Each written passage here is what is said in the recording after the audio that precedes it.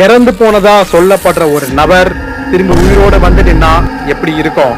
வாங்க dead man of India பத்தி தெரிஞ்சுப்போம். 1975ல உத்தரப்பிரதேஷ்ல ஒரு விவசாயி பாத்தீங்கன்னா பேங்க்ல தான் கிட்ட இருக்க ப்ராப்பர்ட்டி வச்சு லோன் அப்ளை பண்ண போறாரு.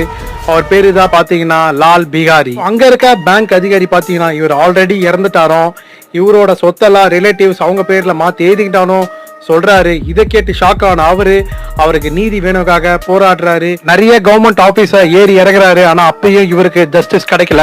சோ கோர்ட்ல கேஸ் போடுறாரு. அண்ட் பாத்தீங்கன்னா 20 வருஷம் கழிச்சு கரெக்டா 1994ல கோர்ட்டு இவர் உயிரோட தான் இருக்குன்னு டிக்ளேர் பண்றாங்க. யோசிச்சு பாருங்க, ஒரு மனுஷன் உயிரோட தான் இருக்காரு, ஆனா அவர் இறந்துட்டான்னு சொல்றாங்க.